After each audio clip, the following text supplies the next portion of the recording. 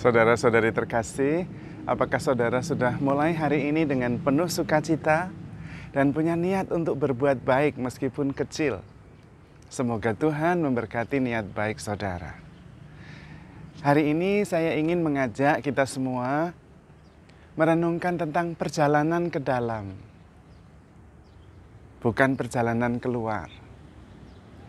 Kalau yang terbiasa, yang sering kita dengar adalah traveling, perjalanan keliling ke tempat-tempat yang indah, ke tempat-tempat yang membuat kita merasa terpukau dan merasa sungguh-sungguh bahagia. Tetapi kali ini saya tidak mengajak Anda untuk mengadakan perjalanan dalam arti itu, tetapi perjalanan yang lebih ke dalam. Mengapa? Karena setiap orang mencari kebahagiaan. Karena setiap orang ingin bahagia. Dan kebahagiaan itu tempatnya, letaknya tidak di luar, tetapi di dalam. Karena itu kita mesti mengadakan perjalanan ke dalam. Karena kebahagiaan juga yang ada di dalam bisa diperoleh dalam perjalanan menuju ke dalam itu. Kebahagiaan juga merupakan proses dari perjalanan itu sendiri, bukan hanya tujuan. Tetapi memang harus tepat tujuannya atau arahnya harus tepat. Kalau arahnya tepat, meskipun lambat sampai. Tapi kalau arahnya salah, meskipun cepat, meskipun dengan berbagai macam cara, tidak akan sampai karena arahnya keliru. Kebahagiaan itu ada di dalam. Apa yang disebut oleh Tuhan Yesus dengan kerajaan Allah. Pada kesempatan tertentu, orang mengatakan kerajaan Allah ada di sana, kerajaan Allah ada di sini. Dan Tuhan Yesus mengatakan, kalau ada orang yang mengatakan, ke sini, di sini ada kerajaan Allah, ke sana, di sana ada kerajaan Allah, janganlah kalian pergi. Kerajaan Allah tidak ada di sana, tidak ada di sini. Kerajaan Allah ada di dalam dirimu.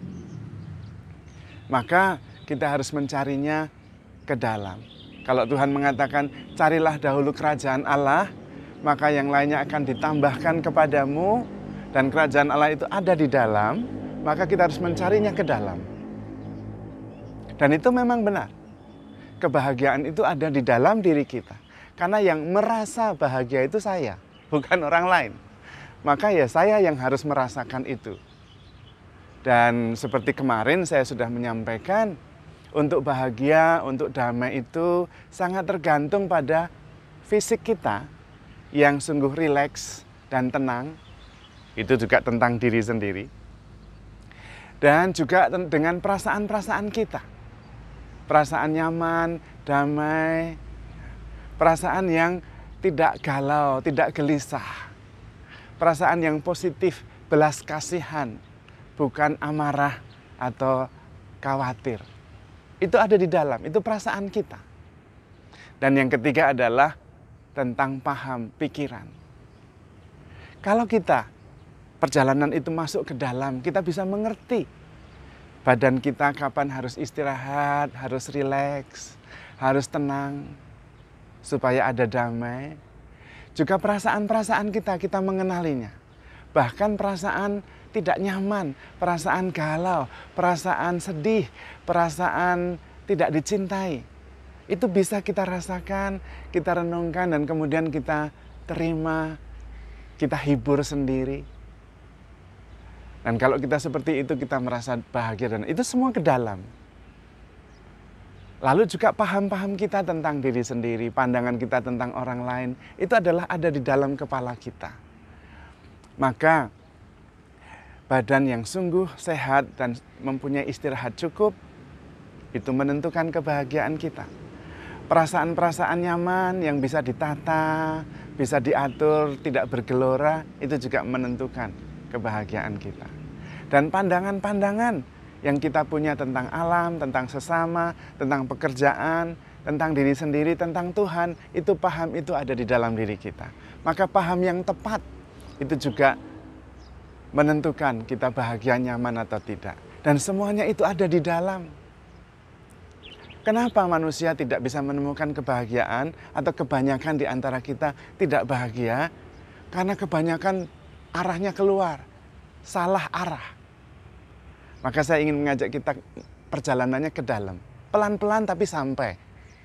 Menurut penelitian, pribadi-pribadi yang pagi-pagi duduk tenang, setengah jam, merasakan kasih Allah, bersyukur bisa bangun dengan sehat, kemudian juga merasakan bahwa badannya bisa digerakkan dengan baik, semua berfungsi dengan baik, perasaan-perasaan segar di pagi hari, dan kemudian bisa mensyukuri dan berdoa, itu jauh lebih bahagia dan tenang sepanjang hari daripada yang tidak mempunyai momen untuk saat teduh di pagi hari. Karena memang perjalanannya ke dalam.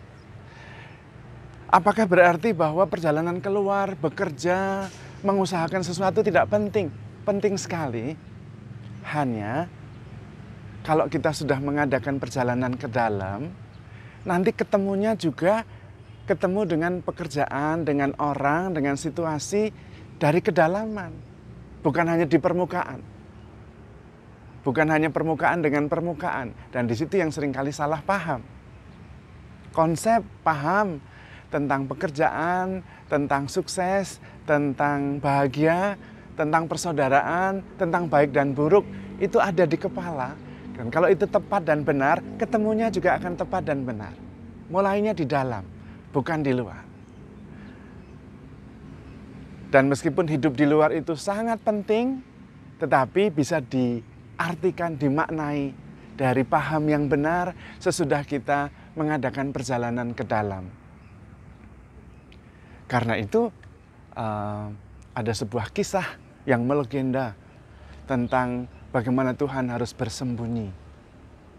Ceritanya Tuhan berdiskusi dengan malaikat. Tentu ini cerita saja ya. Tuhan merasa capek karena manusia itu mencari terus Tuhan ada di mana.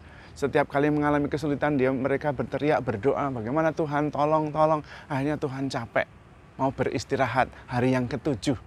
Dan dia bilang kepada malaikat, bagaimana ya, saya sebaiknya istirahat di mana ya? Kalau saya beristirahat di atas gunung, manusia bisa sampai ke atas gunung. Kalau saya beristirahat di dasar laut, manusia bisa sampai ke dasar laut. Kalau saya beristirahat di luar angkasa, manusia bisa keluar angkasa, bisa menemukan kita. Lalu malaikat itu senyum-senyum dan mengatakan, Tuhan sembunyi saja di dalam hati manusia. Manusia itu jarang masuk ke hatinya sendiri. Dan itu yang seringkali terjadi. Tentu itu suatu cerita yang membantu kita memahami bahwa Tuhan memang bersemayam di dalam diri kita. Karena Tuhan Yesus juga mengatakan seperti itu. Kerajaan Allah ada di dalam dirimu. Carilah dahulu kerajaan Allah, maka semuanya akan ditambahkan kepadamu. Dan karena itu Tuhan Yesus juga mengajarkan, barang siapa melekat pada pokok anggur, maka dia akan menghasilkan buah yang berlimpah-limpah. Akulah pokok anggur dan kamulah ranting-rantingnya. Maka kita diminta bersemayam, menempel, tinggal di dalam pokok anggur. Dan Yesus sang pokok anggur itu ada di dalam diri kita. Karena Tuhan mengatakan, makanlah, maka aku akan tinggal di dalam engkau. Engkau hidup oleh aku, hidup oleh pokok anggur itu. Salah satu cara supaya kita bisa mengadakan perjalanan ke dalam adalah duduk tenang, berhenti gelisah, berhenti khawatir, dan menikmati. Hanya itu, tetapi itu sulit sekali. Saya merasa orang-orang zaman kita sekarang ini lebih sulit lagi untuk duduk tenang. Maunya bergerak terus.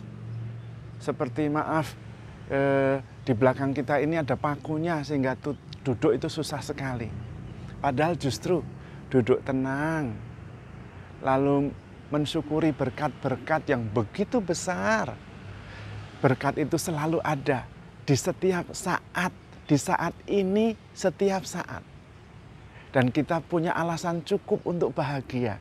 Kita tinggal duduk tenang, kemudian menikmati, merasakan, mensyukuri berkat-berkat Tuhan itu. Nah, sesudah itu kemudian kita baru bergerak membagikan kebahagiaan itu. Karena kita sendiri sudah menikmati dan bahagia. Lalu apakah berarti kita tidak perlu bekerja? Tentu perlu bekerja. Tetapi bekerjanya dengan hati yang bahagia.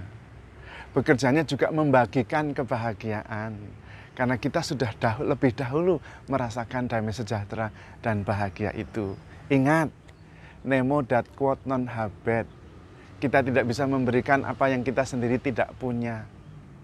Bahkan kalau kita sudah terbiasa mengadakan perjalanan ke dalam, maka itu pun mengalir keluar. Ketika kita bekerja pun, bekerja dari kedalaman hati. Ketika berelasi dengan seseorang pun, kita berelasinya otentik dari hati ke hati. Kita ketemunya hati dan hati, bukan hanya permukaan dan permukaan. Karena kita sendiri sudah mengadakan perjalanan ke dalam. Dan ketika kita keluar berjumpa dengan orang, berkarya, melakukan sebuah kegiatan, itu mengalir dari kedalaman yang penuh sukacita. Dan yang keluar adalah sukacita juga.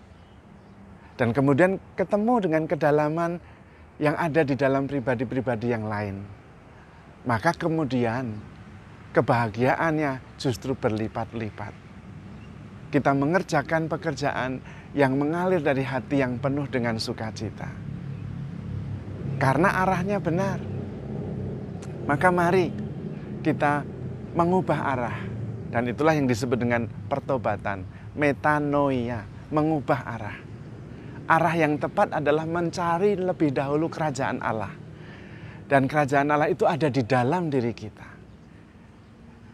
Dan kebahagiaan kita itu ada di dalam diri kita. Badan kita, perasaan-perasaan kita, pikiran-pikiran kita.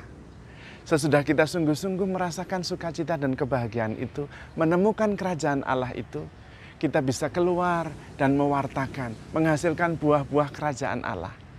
Yaitu sukacita, damai sejahtera, dan juga pengampunan dan kasih. Maka dalam relasi kita dengan sesama, pekerjaan-pekerjaan kita, semuanya diwarnai oleh sukacita yang sudah ditemukan.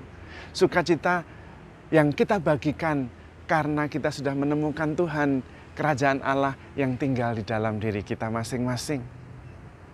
Namun, sekali lagi, pelan-pelan. Yang penting arahnya tepat. Kalau arahnya tepat, meskipun pelan akan sampai. Tetapi kalau arahnya keliru, biarpun kenceng, malah makin jauh dari tujuan yang mau kita capai. Dan mari kita melakukannya semuanya itu dengan tenang, dengan hati-hati. Handle yourself with care because you are loved. Tuhan memberkati.